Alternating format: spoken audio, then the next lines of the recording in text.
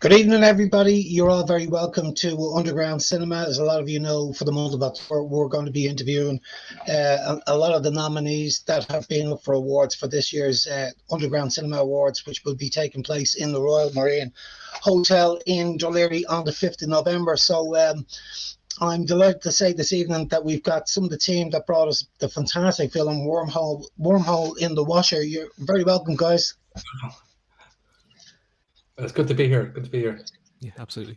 Fantastic. So, listen, you guys must be delighted because let me just read this out because I can't remember off the top of my head, but this is what you've been nominated for this year. You've been nominated for Best Film, for Best Comedy, for Best Director, for Best Actor, and Elliot's with us this evening, Best Screenplay, Best Editor, Best Production Design, Best Score, and Best Costume Design. That's an absolutely fantastic list, a really, really good list of nominations there. You must be delighted, Pádraig.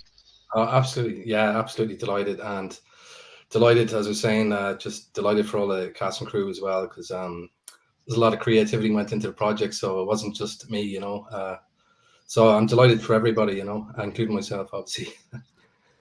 Yeah, and we go back a couple of years, Pádraig. You first submitted your work to us back in 2018 with a timely gift, and with the Rising Star Award back then. So, there was a gap for a few years. Wasn't too sure what you were up to, and all of a sudden you send this into us, and we were absolutely blown from start to finish. It wasn't like what you did the last time was great, but this time around was just absolutely superb. You knocked it out of the park. That's great to hear. Yeah, obviously, when you're a filmmaker, you're always critical, and I can always see the mistakes. But I think overall, I think we did a good job. Absolutely, like your production values went through the roof, absolutely through the roof. But look, Pádraig, maybe just if you can, just give us a brief synopsis on the film and what it's all about. Sure. Yeah, it's Wormhole in the Washer is about a struggling, egotistical maniac writer called Merrill Bentley, who's just a very envious character.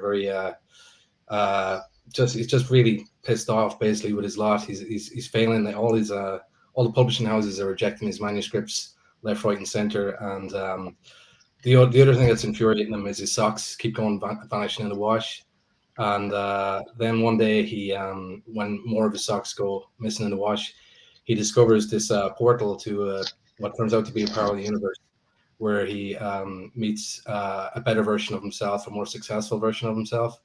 And the story kind of goes from there, I guess.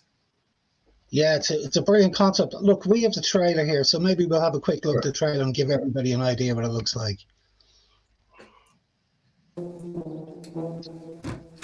Blasted washing machine. Wouldn't read beyond the title? Nonsense. Creatures from Uranus, a perfectly good title for a sci-fi novel. He would know talent if it slapped him in the face. Self-published, only hack self-published. What have you done with them? What have you done with my stockings?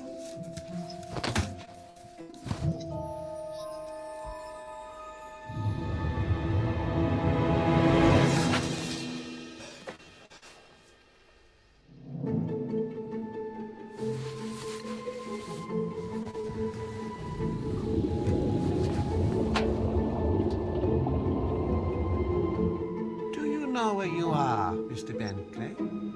Do you mean to tell me you came from a parallel universe? What are you doing in my house? Who are you? I'm Merrill Bentley. Who are you? I am Merrill Bentley. I came through your washing machine. Oh, sorry, I cut it off a little bit too quick there, but you get the idea. Absolutely fantastic. And Elliot, maybe we'll have a quick chat with you. Your performance grabbed me from start to finish, and my background is theatre before I got involved in cinema, and I've met Merrill on a number of different occasions. I think anybody that's in the theatre business has met an awful lot of these guys over the years. So I'm very interested. Did you base your character on a lot of different people, or is it some that you know, or Is it just a brand new character you thought of? Yeah, it was no one. It was no one in particular. I don't think it was something deep inside me. I think deep inside all of us there's a Merrill Bentley. So I think I just found that and drew on that. And I'm also a writer, so I could sort of draw on that and how frustrating that can be. And then just I mean, I've always done comedy, so that's sort of where I'm comfortable. And it was just a dream script, really. It sort of, dare I say, made it quite easy for me because I thought, it just sort of fit, just felt right. So I can play that. Great. I'm quite good at anger and rage. If I'd have been handed that particular script, it's just an actor's dream, as far as I'm concerned. To get something like that. So, and here's a question for you, Pádraig, as well. Well, I suppose for both of you, was there room for improvisation at all, or is it all scripted? No, there was a bit of improv, all right. We did. I brought Elliot over for rehearsals, and we did a couple of improv exercises, which were quite fun. And a few lines come out of that. Actually, the line of "Creatures from Uranus" actually came from Elliot during one of those improv sessions where he was in the mental home, and we were playing that with Merrill, and Jerry was the doctor, and we were kind of doing all these exercises. So and then also the dance sequence, as you probably gathered, was all that dancing was He's an excellent dancer, though, but his talent is wasted in acting, really. But there was a bit. Yeah, there was definitely a bit. Fantastic. And the other thing that really got me from, as I said, the film got me from the very start, and I think that what really got me was it wasn't even the performance, it was actually the score. The score hit me straight away. I'm just trying to think of who it reminded me of. Pat, maybe you could tell us, but we have Pat Papadis here tonight. Pat, you did a great job on the score. Really, Thanks very much. Really good piece. So my question is, who are your influences? I mean, who would you, it just reminded me of so many brilliant composers in Hollywood. I was just wondering, were you influenced by anyone in particular? Oh, gosh, I mean, I'm a massive John Williams fan. John Williams and Jerry Goldsmith, and to a lesser extent, Alan Silvestri, just because he's a bit more recent. The older it is, the more I like it. And it was great fun doing this with Pádraig. And, well, just to circle back to what you said about Elliot, about the whole thing, just working from the start. I enjoyed the film so much the first time I saw it that it was great. This is everything. I understand exactly what I have to do because the film is so well laid out. The production design is so good. The script is so tight. The performance is so good that I know what I should be doing from beat to beat. And then it was just to try and do that real old style Mickey Mousing is what they call it. So when you score exactly what happens. Just to kind of elevate it a little bit, but to sort of partake in the whimsy, I guess. And a lot of those older composers, people like John Williams and stuff, people underrate their ability to write comedy because what they do is they do that thing of playing it very straight in some ways. I think that makes it funnier again. Can I just say as well? Can I just say that? Sorry, he's an excellent composer, but he's also a very patient man. Because I'm sure I wrecked his head when we were. I think on my computer there's 16 drafts of that dance scene. So, well, that's interesting. So, Pádraig, when did you shoot the film? 2020. Was it before or after COVID or during? It was, but just before it all kicked off. It was it wasn't actually. When did COVID? Time has no meaning anymore. It was a little before COVID all kicked off. A little bit, yeah. So we just managed to film it, thank goodness. Yeah, the post-production side of things was all during COVID. That's what I was going to say. Because I've been saying I'm like a broken down record, saying the same thing over and over again, but I will say it again. We saw huge improvement with some of the films that have been submitted to us over the past year, 2 years, and an awful lot of it's actually got to do with COVID. What has happened is, an awful lot of filmmakers, they race their films to try and get them completed so they can get them into probably the most prestigious festivals. Galway's probably number one in Ireland, so everybody's racing to get it ready. And when you race, sometimes you can drop the ball. So you could be wrong in continuity. The sound design could be, little things could be, wrong when you start rushing things. The grade mightn't be right. So when COVID hit and everybody's just locked in, what I noticed was that an awful lot of people had much more time to work at home. So they actually started to take their time, particularly in post-production. Now, I imagine post-production, with the score is difficult because you're not face-to-face. I would imagine everything's probably online and emails and stuff like that. So how difficult was it to work yourself and Pat work together online during COVID in post-production? Well, we kind of went with Slack. We were just kind of bouncing ideas back and forward, and Pat was putting all the drafts up on Slack. That's kind of how we worked it, and then did it, Zoom calls as well. And yeah, it was kind of it kind of went smoothly enough, apart from me wrecking Pat's head every now and again. But it was genuinely like more or less what I'd always done. I think the ironic thing for a lot of like composer colleagues of mine is we were all like, everyone was losing their mind with COVID, understandably, in terms of the like loads of things obviously, but the impact on how workflow is and all that. But for us it was like, oh sure, I'm still just this one lonely person in a room for most of this. So it's fine. Like I'd been working with people mostly online for years, so it was business as usual. I was just crammed into a smaller room than normal. Was the only difference. Yeah, I was kind of the same. Yeah. I mentioned it earlier on. Your production values were superb. You had, I always believe, if you surround yourself with a great team, the end result will be superb. Like everybody has played a brilliant part in this film. Your director of photography was incredible. Costumes and everything just matched the tone of the piece. They were so well thought out, I thought. Your sound, I'm always harping on about sound. It's vital that you get the right sound guy for your film. It was flawless, to be honest with you. I can't remember who was your sound designer. A guy called Neil.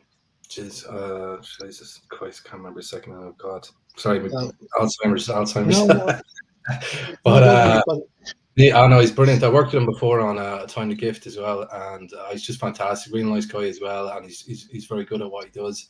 That was kind of similar to Pat actually. He's based in London, so I was doing Zoom calls to him as well, and through Slack as well. So, and then the VFX guy was over in Turkey, so there was a lot of international production, calls going on. So yeah. And post-production, how long were you in post? Let me see. I don't know. It must have been maybe 5 or 6 months, maybe something like that. Right. Maybe less. I'm trying to remember. I think it might have been less. I think because I remember I did it over the summer.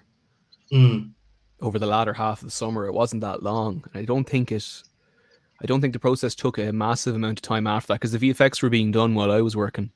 Yeah, I can't remember. It's all a blur. Right. Well, your location was superb as well. The big house, where is that location? Oh, we were blessed with that. Yeah, I mean, in general, we were blessed with locations. I spent a lot of time with Claire Dunn from Film Offaly, just driving around the place, around Offaly, and just scouting locations. And I knew it was going to be challenging to find a Georgian house, and particularly a Georgian house where the owner didn't mind us digging a grave at the back of his house. I knew that was going to be a bit of a problem. But Michael, we were just so accommodating. It was a lovely house, and we all ended up staying there on set as well. Not all of us, but some of us in the few rooms that they had. But yeah, we were blessed. And the cottage as well was lovely. And again, Jane Powell, who owns the cottage, everybody was so nice and accommodating. They just, do whatever you want, dig a hole, go ahead. So we were very lucky that way.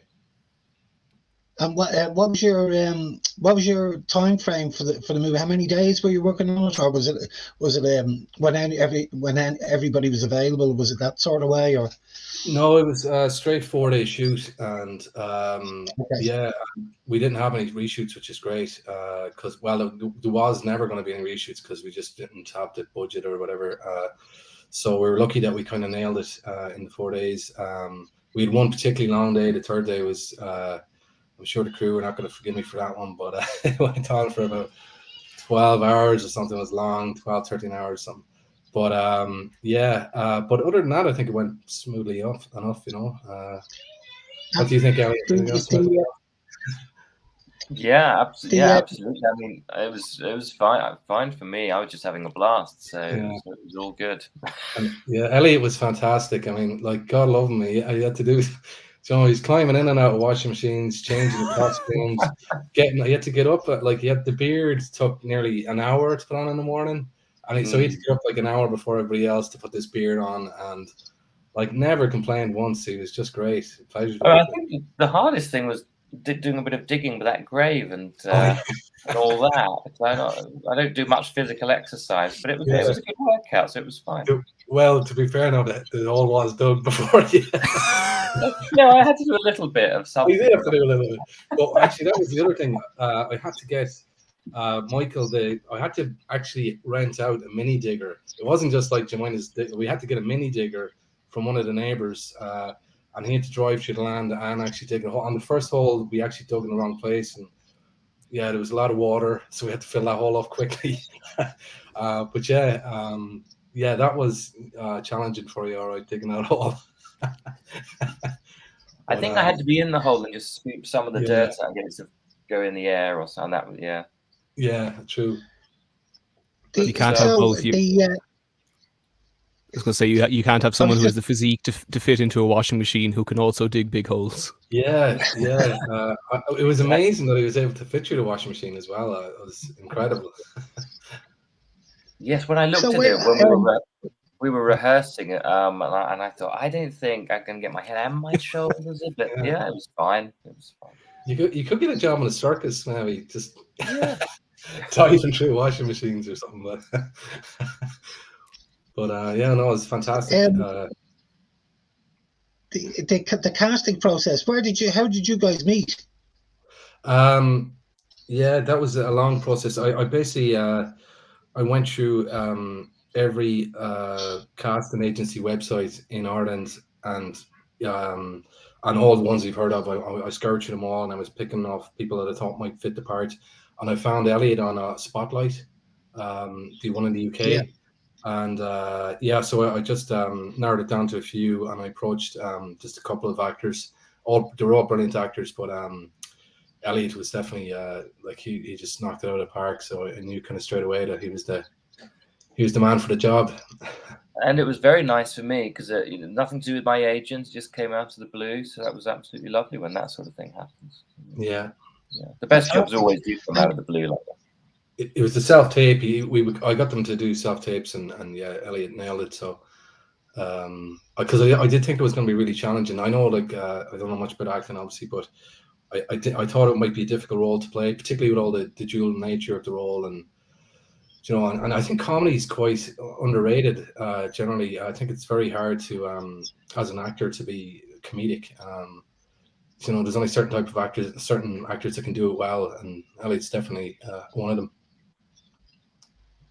Yeah, the comic timing has to be, spot on, which Elliot you had, and on top of that, you have the added difficulty of acting actually alongside yourself. And the reality is, on set, you're acting on your own. You gotta get the right eye line. You gotta get the eye line correct. You gotta get the timing has to be bang on. So it was great. You got to bang on. How did you work it? Somebody feed the lines to you? I think so. I know I was looking at various posts and and then you just totally lost in your imagination, imagining everything. And then Eamon was working with you as well. That's right. Yes, of course he was. Eamon was reading in. So he would dress in the other clothes as the other Merrill, the other version of Merrill, and read in, and that was a great help. And that helped with eye lines in the library scene and everything. Yeah. There's a lot of tennis balls as well. A lot of talking to tennis balls. Was tennis balls, yes. Yeah. I would imagine. Sorry, go on. Oh no, I was just going to say, I feel like the library scene where I was talking to myself for a long time. That did take some doing, didn't it? But we got there. Yeah. But it's nice to do lots of takes though, because you feel safer if there's lots of takes in the can. So it's great. Well, it was quite laborious. Just the the costume changes and there was a lot of that kind of thing, wasn't it? So, I had moments of yeah. Beryl, am I now? Or Beryl. Yeah, there's a lot of that. Yeah, a few moments. Yeah. I get the feeling that there's a movie behind this film, the making of this film. That's what I'm getting now. That there's I imagine you have a lot of stuff, Pádraig, outtakes and stuff that you could put together a brilliant behind the scenes movie. Yeah, well, I did a little behind the scenes video that kind of shows the work that went into it, and just the challenge that Elliot had playing that role, So But it was such a I said at the time, such a happy experience, because everyone on that crew was so friendly and so supportive the whole time. So it was just a joy for me, to be honest. And had you worked ever in Ireland before, Elliot? No, never. I'd never been to Ireland. So it was a great new experience for me. It was lovely. Fantastic. Yeah, friendliest people I've ever met. I keep telling everyone, friendliest people, because I've traveled quite a lot. Friendliest people I've met were in Ireland, absolutely. Right. Well, I believe you're coming over to the awards this year, so you're going to meet plenty more friendly people. There'll be a very warm welcome for you when you arrive in Dún Laoghaire. We're all looking forward to meeting you in person, and indeed any of your team that are coming, Pádraig, we can't wait to see them. So just with regard to funding, Pádraig, how did you go about funding for this film? Because it's just, when you look at it, it looks like a decent sized budget because the production values are so good. How did you finance it? I think the answer to that one is with great difficulty. It was messy. It's like, I planned to, I basically put in whatever money I had from the jobs I was doing at the time, and then I foolishly, we got the film made, but I sold basically all my video production equipment, kind of deluding myself and thinking, I'm just going to go straight into film, forget about this video stuff. But now I've lucky enough to bought it all back. But I also did a crowdfunding campaign as well. And I'm very lucky that I have some great friends and family, because ultimately it was them that kind of, paid the remainder of the film, So yeah, it was messy, but we got there in the end, thank God. But yeah, I think the all in it was like 13 or something like that. And then that's besides all the money I've thrown into the film festival submission since. But yeah, it's... Well, it looks fantastic. I think you should be very proud of it, Pádraig, and I know the rest of the team would echo those sort of sentiments. That I think everybody did a fantastic job. It's great from start to finish. The timing, the running time is A1. I think it's a short that's going to do very well on the festival circuit. It's most films have a 2-year lifespan, on the festival circuit. I can see that running for quite some time. It's just that sort of. We were talking about, funny, we were just sort of reminiscing there recently about a lot of the films that we've screened in underground cinema over the last 14 years. And it's well over 5,000 films that we've screened since the very start. And there are some films that really just, stick with you for forever. I can remember particular films that we screened 14 years ago that I still remember, and I can still remember the cast, the director who wrote it, what the story is, the running time I can remember. And I think this is one of those films that, I remember for a long time. I thought it was just absolutely great from start to finish, and I think my crew felt the same as well when they watched it. And to get all those nominations from your peers, remember, our panel a lot of our panel are not even based in Ireland. They're filmmakers that are, they're based in the UK, Australia, Vietnam. We have a guy in Vietnam that looks at these films, and for them to actually, to give you so many nods. I mean, that's a testament to how good the film actually is. Great, it's brilliant. That's brilliant to hear. Yeah, one of the reasons why we get a panel outside, because Ireland is such a small country, everybody knows everybody. So that's it. Somebody's a friend of somebody. Somebody knows somebody. So it's very difficult to judge fairly. So because over the years we've met so many international filmmakers, we contact them and they watch the films first, and they come back to us. And if there's any sort of, if they can't make a decision, then I'll step in. I stepped away from the nominations years ago. I'm just getting too close to everybody. so I think it's just a fantastic achievement to get those nominations from filmmakers that are connected to Ireland in any way, shape, or form. Yeah, that's brilliant. It's great to hear. So I'm gonna wrap it up now, guys. Listen, thanks a million for joining us tonight. It's been great to have that chat, and I look forward to seeing you at the awards. Yeah, brilliant. Thanks for the chat, and look forward to November. Thank you. Brilliant. Good night, guys. Yeah, cheers.